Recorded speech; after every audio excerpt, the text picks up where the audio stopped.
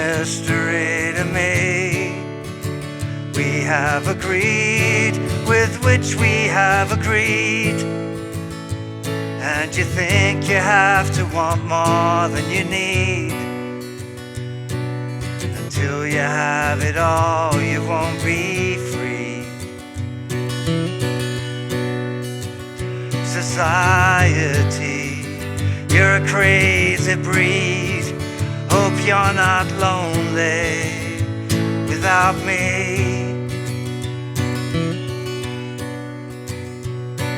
When you want more than you have, you think you need.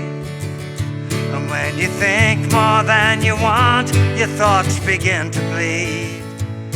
Well, I think I need to find a bigger place. 'Cause when you have more than you think, you need more space. Society, you're a crazy breed. Hope you're not lonely without me. Society, crazy indeed. Hope you're not lonely without me.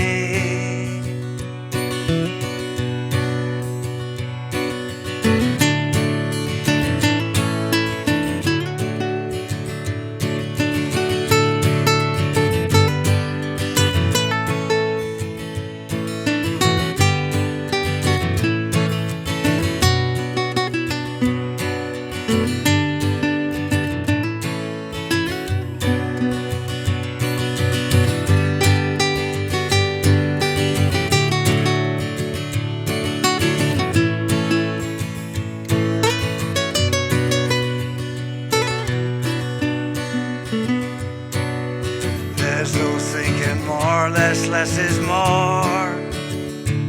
But if less is more, then how you keeping score? Means for every point you make, your level drops. Kinda like you're starting from the top. You can't do that. Society, you're a crazy breed. Hope you're not lonely without me. Society, crazy indeed. Hope you're not lonely without me.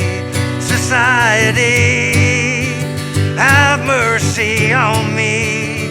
Hope you're not angry if I disagree.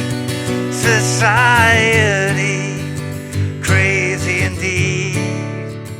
Hope you're not lonely without me.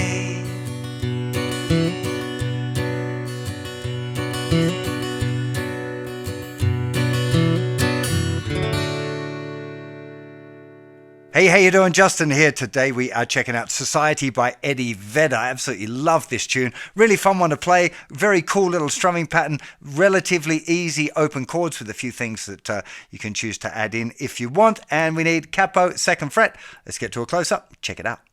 So the intro is an A minor chord for 4 bars, 4 whole bars just on the A minor. There's a very kind of distinct rhythm, but I'm going to talk about the rhythm after I've gone through the chords. So just remember the intro there is 4 bars on the A minor. The verse starts with this chord, which is a C chord with a G bass. If you're not familiar with it, just start with a regular C chord, move the 3rd finger down to the thicker string in the same fret, that's the 3rd fret, and little finger goes down where the 3rd finger was. So you end up with 3rd fret, 2nd fret open, 1st fret open again. Okay, so we've got 2 strums on that, or 2 beats on that. Then it goes to a G chord. Now, I'd strongly recommend you use this G chord, 3rd finger, 3rd fret, and of course the 3rd fret means 3 frets above the capo, not the actual 3rd fret, right? 3rd fret, muting the 5th string, open strings, little finger down, 3rd fret on the thinner string. That would be the way I'd recommend that you play the G. Now, the reason that I'd say that particular G is because it involves a lot of hand movement, and you know, your elbow is going to have to shift position if you're using a different fingering for the G chord. And I think it's a good idea to get into the habit of trying to find easy ways of transitioning between the different chords. So you can see there that this C with a G bass is a very simple transition there to the G. I think I usually do lift my third finger up, but you don't have to. You can see it staying in the same place. So C with a G bass for 2 beats, G for 2 beats, and back to C with a G bass for 1 bar.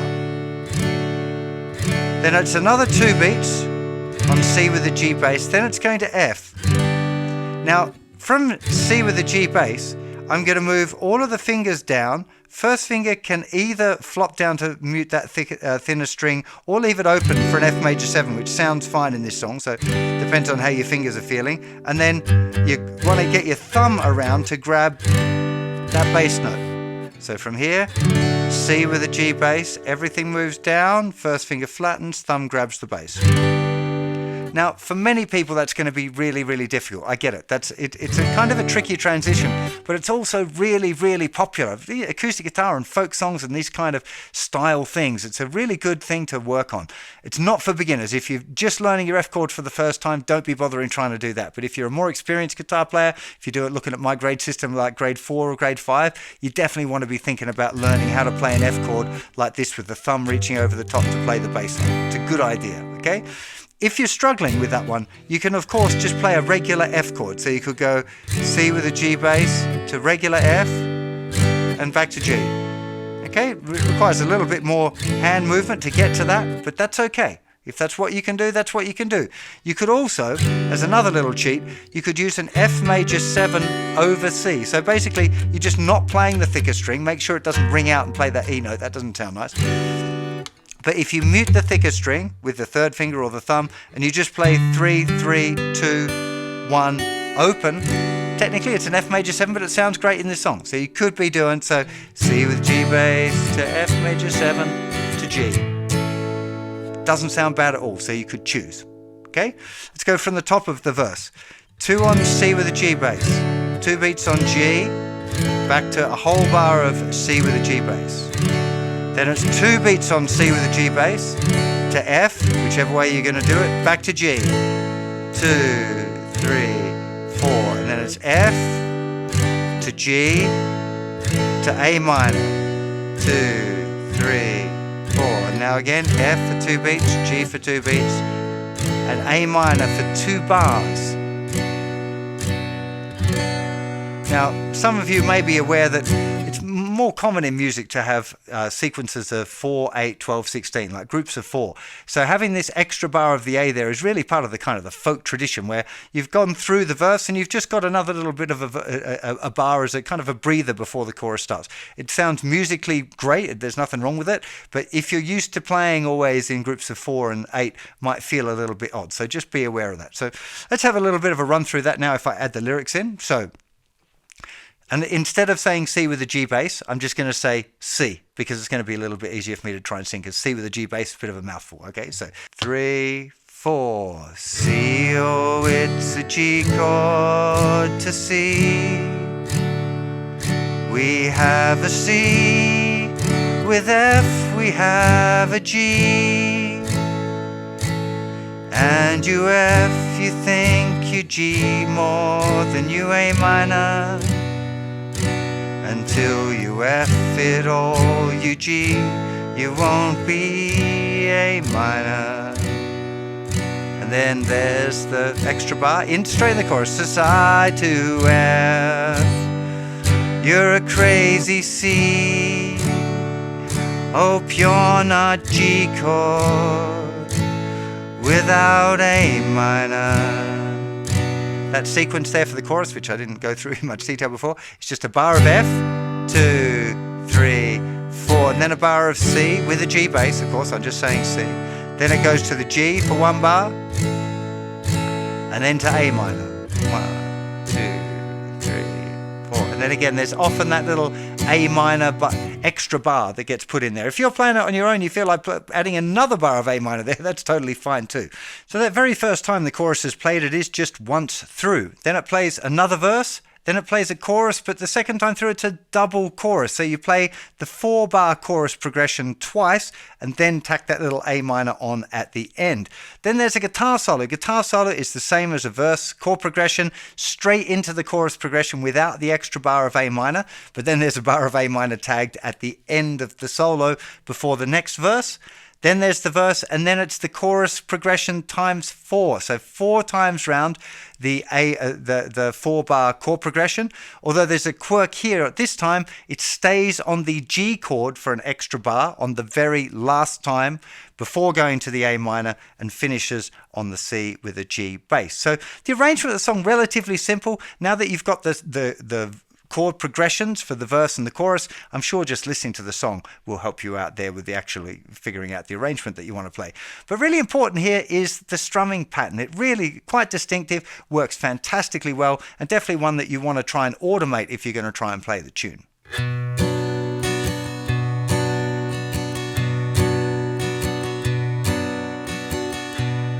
This is the pattern. So we're playing the bass note of the chord. In this case, the A minor, the bass note is going to be the 5th string. So we play that with a down pick, then there's a down strum, then up, down, up.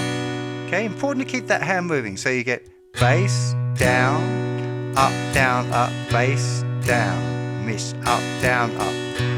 2, 3, and 4, and 1, 2, 3, and 4, and 1, 2, 3, and 4, and 1, 2, 3, and 4, and. So now that I've started explaining the rhythm, I've realized that I was explaining to you the chord progression in half time. So I was saying it's 1, 2, 3, 4, 1, 2, 3, 4, 1, 2, 3, 4, 1, 2. And now, actually, I'm thinking I should have been counting it 1, 2, 3, 4, 1, 2, 3, 4, 1, 2, 3, 4, 1, 2, 3, 4, 1, 2, 3, 4, 1, 2, 3, 4, 1, 2, 3, 4. Now, I don't want to go through and refilm all of that. It is literally just playing twice as many. And if you wanted to count with the slower count and then think of the strumming in 16th notes, that would work too. But it's definitely going to be easier for me to explain the count of the strumming in like regular time. Like 1, 2, 3, and 4, and 1, 2, 3, and 4, and 1, 2, 3, and 4, and 1. That'll be easier. So that's what I'm going to stick with. I'm hoping you don't find that too confusing. I should have thought of that before I started. So let's get the count for that now. So it'll be 1, 2, 3, and 4, and bass, down, up, 1, 2, 3, and 4, and 1, 2, 3, and 4, and 1. Once we get into the verse, technically, you would normally be playing a C bass note for a C chord, but because we're playing C with a G bass note, we're often just still playing this thicker string. You might accidentally clip that note a bit. It actually sounds good to do that. So G to the C. Thicker string bass note. Thicker string, again thicker string for the F, and thicker string for the G. Back to F, to G, to the A minor, to the F, to G, to the A minor.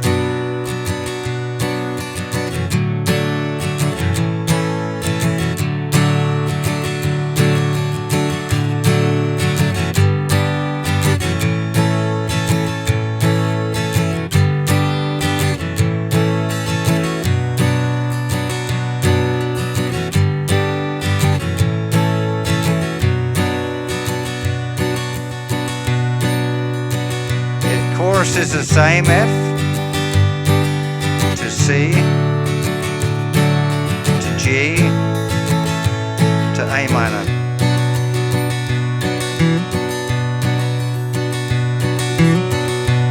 Now there's this nice little move here. So bass note down, bass note on the 4th string on the A minor with a open string, 4th string, and hammering the 2nd finger on. That's the A minor.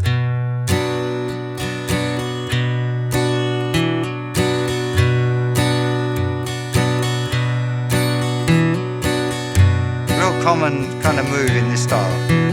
Always reminds me of Working Class Hero by John Lennon. Of course, that's a 3/4 time.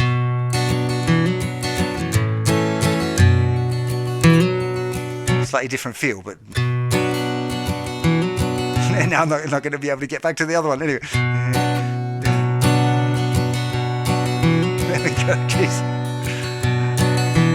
1, 2, 3, 4, and 1, 2, 3. So on beat 3, we've got that.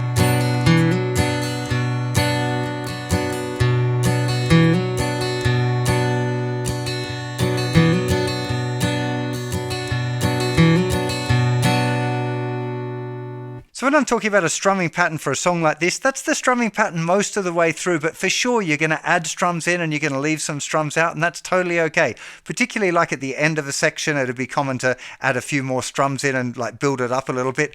Don't forget about dynamics as well. If you're playing this on your own, you're playing guitar and singing all of the way through, if the dynamics, like your volume, are the same all of the way through, it can definitely start to get a little bit boring. So just think about where you might try and build it up a little bit and drop it back down again. Just adds interest for the listener. I just listened back to some of the lesson and realized that I hadn't mentioned the solo at all. I'm kind of familiar with the song, so when I played the solo part, I kind of had in my musical imagination already the solo that was on the record. So it was kind of loosely based on that, but I didn't transcribe it. I hadn't kind of written it down or anything like that. It was kind of improvised, relying on a bit of musical imagination on how the original recording went. If you wanted to transcribe it, it'd be a really, really good one to work out on your own. It's not a difficult solo at all. So I would encourage you, if you're new to working out solos on your own, this would be a really great one to have a go at doing. If you want to improvise with it, remember you're playing in the key of D major, if you're thinking without the capo. You don't normally play solos with the capo on. I guess you kind of could if you want to use C major open position, but just easier to think of D major scale. You probably want to be thinking around this pattern. I guess it's called pattern 4 on my website if you were looking at the major scale patterns. It's that one kind of based around with the root note on the 5th string. It'll be on the 5th fret for a D major scale. So I'm hanging around there most of the time, but experiment. Have a go at improvising a solo there. You'll find most of the notes in D major are going to fit over most of the chords. You have to use your ear and react, and I call it reactive listening. There's a whole course over on the website called the Major Scale Maestro. If you want to learn a bit more about major scale improvising, you might want to check that out too. It's in grade 4, I think, or it starts in grade 4. I really hope you enjoyed this song. Plenty more Pearl Jam and Eddie Vedder songs over on the website, so do go and check them out. And if you've stuck around this far, I really appreciate you hitting that subscribe button and the bell icon. Really makes a difference to the channel, and I appreciate your support a great deal. Have yourself a fantastic day, and I'll see you for plenty more very soon. Bye bye.